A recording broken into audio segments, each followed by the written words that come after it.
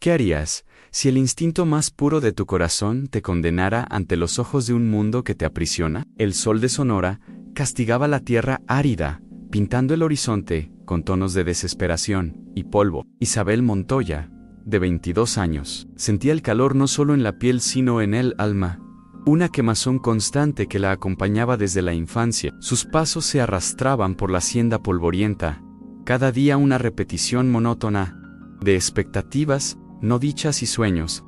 Haji Yunica, una familia de modestos terratenientes, pero con un orgullo enfermizo por el honor y las apariencias, era una jaula dorada, sofocada por tradiciones que dictaban cada respiración. La belleza de Isabel, su espíritu gentil, era invisible para aquellos que solo veían el marco social. Había una herida antigua en su pecho, un trauma velado que le había robado su inocencia y la había dejado con una profunda inseguridad sobre su propio valor y un dolor silencioso por la pérdida de su pureza. Anesa, tarde, el destino, o quizás una antigua fuerza del desierto, la guió hasta la orilla de un arroyo seco, donde el silencio era interrumpido por un débil lamento. Allí, acunado entre raíces retorcidas, había una canasta improvisada, y dentro de ella, un bebé. Sus rasgos eran finos, la piel morena y el cabello oscuro como la noche, revelando un origen indígena innegable. El corazón de Isabel, tanto tiempo dormido bajo el peso de la resignación, despertó con una fuerza abrumadora. Era un instinto, llama maternal que jamás había sabido poseer, irrumpiendo como un milagro en medio de la desolación. Lo tomó en sus brazos, sintiendo el calor del pequeño cuerpo, y supo, con la certeza de los grandes designios, que aquel ser era suyo. La decisión de Isabel resonó como un trueno en la quietud de su casa. Sus padres, don Esteban y doña Elena, la miraron con una mezcla de horror y desesperación. Para ellos, el niño era una mancha, un certificado público de deshonra que aniquilaba a cause de por mantener las apariencias. Las palabras cortantes de su padre: has traído la vergüenza a esta casa. Isabel, esa criatura no es nuestra. Rasgaron el aire como cuchillos. Su madre, con lágrimas secas y ojos duros, le dio la espalda, en un repudio silencioso pero devastador. En una sociedad donde la reputación valía más que la vida, Isabel se había condenado. La puerta de la hacienda se cerró tras ella, un hito final en su antigua vida, con el bebé envuelto en un chal. Isabel sintió el peso de la condena social aplastar sus hombros. Las sombras de la tarde se alargaban, y cada arbusto parecía susurrar su nuevo título: tan la madre del niño sin padre, la vergüenza de Montoya. El camino a la aldea era largo y solitario, y a cada paso, el dolor del rechazo se clavaba más hondo. Pero, acunado en sus brazos, el calor del pequeño cuerpo era un faro, una promesa silenciosa de que, a pesar de todo, no estaba sola.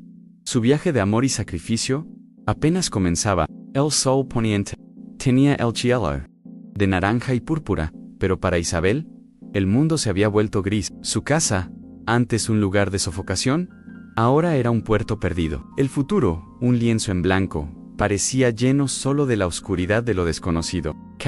Los vecinos, cada susurro a su paso, era un puñal en su pecho. Sin embargo, al apretar a su hijo contra sí, sentía florecer una extraña fuerza. Era la fuerza de la maternidad, un amor bruto e incondicional que la impulsaba a seguir adelante, incluso sin saber a dónde iba. El dolor era inmenso, pero la llama de su nuevo propósito brillaba más fuerte que la sombra del repudio. La pequeña cabaña en las afueras de la aldea, antes refugio de un ermitaño, se convirtió en el nuevo hogar de Isabel y su hijo. El techo de paja, remendado con ramas secas, apenas ofrecía protección contra el sol implacable de Sonora y las noches frías. Las paredes de adobe, agrietadas y desgastadas por el tiempo, eran un espejo de su propia alma. La soledad era una compañera constante, un eco silencioso que llenaba los espacios vacíos de la cabaña y los de su corazón. Cada día era una batalla por la supervivencia, una rutina de esfuerzo incesante para encontrar comida, leña y agua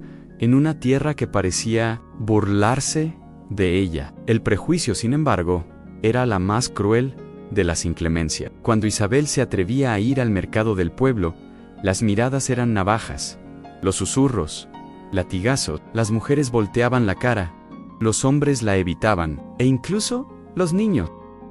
La madre de la criatura del diablo, decían, con la ignorancia de quien se siente puro, al juzgar al diferente. Su hijo, a quien llamó Sol, era un pequeño rayo de luz en medio de la oscuridad, con sus ojos oscuros y curiosos, que seguían cada movimiento de ella. Sin embargo, el miedo de que él sintiera el peso del rechazo que caía sobre ella era una sombra constante.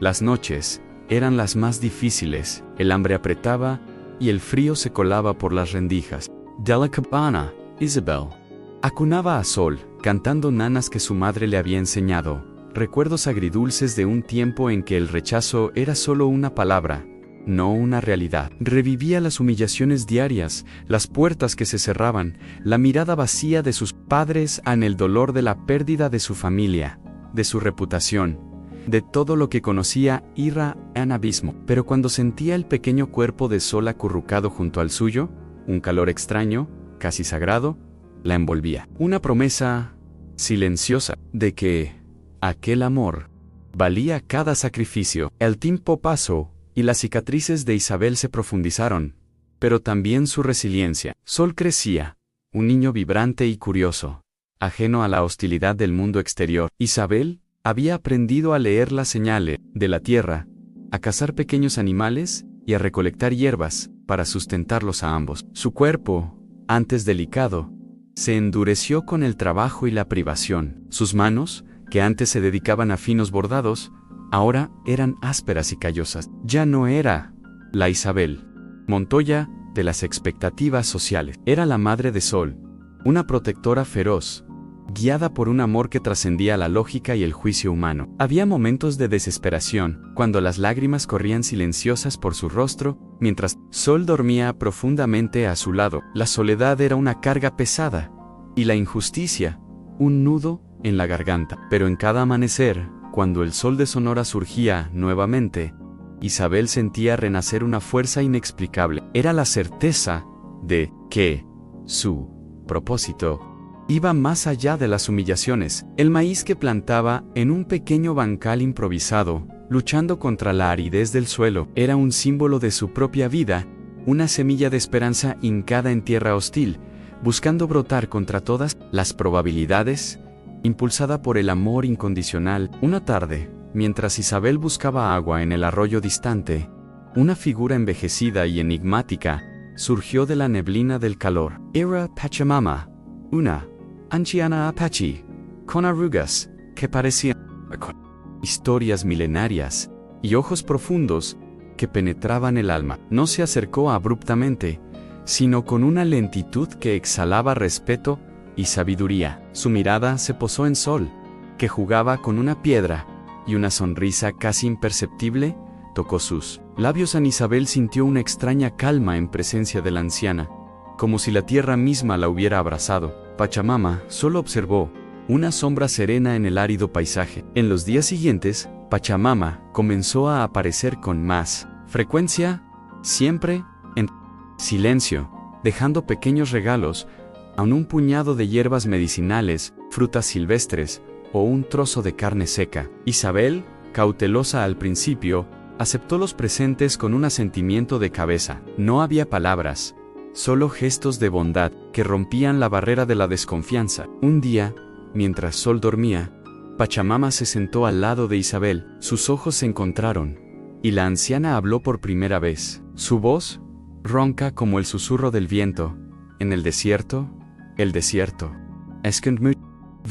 y el amor, muchas veces, es la más silenciosa de ellas. En cada encuentro, Pachamama tejía una red de verdades. Sus palabras, como semillas plantadas en el corazón de Isabel. Habló de un guerrero apache, Silencio de la Noche, un hombre de coraje y corazón puro, cuyos ojos seguían a Isabel de lejos, en secreto. Describió la admiración que sentía por su fuerza, por su bondad, por su alma que resplandecía como un faro en la oscuridad. Las palabras de la anciana estaban cargadas de un profundo subtexto. En Silencio de la Noche la amaba, pero la barrera entre sus pueblos era un abismo infranqueable. Él la observaba, un amor mudo pero intenso, que se manifestaba en pequeños gestos, como la semilla de maíz que él plantaba, secretamente cerca de su casa, un símbolo de esperanza para un futuro que quizás nunca llegaría. Pachamama, con su sabiduría ancestral, reveló que Sol era hijo de silencio de la noche en el shock, y la incredulidad dieron paso a un torrente de emociones en Isabel. El dolor de un pasado robado, la injusticia de un amor que no pudo florecer, la revelación de que el niño que había salvado era, de hecho, fruto de un amor profundo y secreto. La anciana no ofreció consuelo inmediato, sino una profunda comprensión. Explicó que Silencio de la Noche se había visto obligado a dejar al bebé, temiendo que el niño, con rasgos apaches, fuera cazado por mexicanos en medio de las crecientes tensiones en la frontera, y él mismo estaba gravemente herido en un enfrentamiento. Su sacrificio silencioso fue un acto de protección desesperado, un amor que eligió el dolor de la separación para garantizar la vida de su hijo. La verdad, tan dolorosa como liberadora, transformó la visión de Isabel sobre su propio destino. Ya no era una mujer repudiada por un acto de caridad, sino la guardiana de un legado, la portadora de un amor que había traspasado barreras culturales y prejuicios. Las palabras de Pachamama la envolvieron como un bálsamo, curando heridas que ella ni siquiera sabía que aún sangraban. El amor silencioso del padre de Sol, An Guerrero Apache, era un lazo invisible que la conectaba a una nueva historia, una historia de pertenencia y fuerza, mucho más allá de las paredes de la cabaña y los juicios de la aldea. Con la verdad revelada, Isabel sintió un nuevo tipo de fuerza, como las raíces profundas del cactus en el desierto. La sabiduría de Pachamama la envolvió, no como un consejo, sino como un conocimiento ancestral, que la conectaba con algo más grande. La anciana le enseñó sobre las hierbas, sobre los ciclos de la naturaleza y sobre la importancia de honrar a los espíritus de la tierra. Isabel comenzó a ver el mundo de otra manera, no como un lugar de privación, sino como un organismo vivo que ofrecía curación y sustento. Con cada lección, el vínculo entre ellas se profundizaba, y el dolor de Isabel, antes una carga, se transformaba en un portal para la comprensión y la aceptación de su nuevo camino. El amor por Sol, ahora, estaba teñido de una nueva complejidad. No era solo su hijo, sino también un vínculo vivo con un hombre que la amó silenciosamente y con una cultura rica y profunda. Isabel observaba los pequeños gestos de Sol, la forma en que sus ojos oscuros brillaban al ver a los animales, su risa libre que resonaba por la cabaña, y veía en él la fuerza y la belleza de su padre. Esa revelación le dio a Isabel un nuevo coraje para enfrentar el mundo exterior, que continuaba juzgándola. De la aldea, antes abrumadora, ahora parecía menos amenazante, pues ella portaba una verdad poderosa que nadie más conocía. Sin embargo, el crecimiento de Sol y la discreta presencia de Pachamama comenzaron a atraer una atención no deseada. Los rumores sobre el niño indígena y la locura de Isabel se extendieron, llegando a oídos de Don Rafael, un influyente y cruel hacendado local, que representaba la hipocresía y el prejuicio de la comunidad. Don Rafael, un hombre que codiciaba las tierras de los Montoya y que veía en Isabel una oportunidad de escándalo, comenzó a instigar a la comunidad en su contra. Sus palabras eran veneno, acusando a Isabel de brujería y de tener un pacto con los salvajes apaches. Usando a su hijo como prueba de sus calumnias, la tensión aumentaba cada día. Los padres de Isabel, incluso después de haberla renegado, comenzaron a sentir el peso de la vergüenza en público, y don Esteban, motivado más por el orgullo herido que por cualquier preocupación, Real por su hija, envió mensajes amenazantes para que Isabel se deshiciera del niño y volviera al buen camino. Isabel se vio dividida entre proteger a su hijo de la creciente hostilidad y la pequeña esperanza de una reconciliación familiar, sabiendo que esa reconciliación significaría renunciar a su amor más profundo. Enfrentaba un dilema moral agonizante: la seguridad de Sol o la búsqueda de una aceptación social que nunca sería completa. Con cada amenaza, con cada mirada de desprecio, la resistencia de Isabel se fortalecía. Ya no podía ignorar el peligro que acechaba a su hijo. Pachamama, percibiendo la gravedad de la situación, intensificó sus lecciones, preparando a Isabel no solo para la supervivencia física, sino para la batalla espiritual. Le enseñó a Isabel a rezar a la manera ancestral, a encontrar fuerza en el silencio de la tierra, y a entender que el verdadero amor exigía sacrificios. Las noches estaban llenas de la tensión de un conflicto inminente, e Isabel sabía que, en cualquier momento, una decisión definitiva tendría que ser tomada. Una elección que cambiaría para siempre el destino de ella y de Sol. El detonante llegó una mañana sofocante, cuando don Rafael, acompañado por un grupo de hombres del pueblo, invadió las cercanías de la cabaña de Isabel, lanzando acusaciones y exigiendo la entrega del niño. El aire se volvió denso con el polvo y el odio. Isabel, con Sol aferrado a su falda, sintió el terror helarle las venas.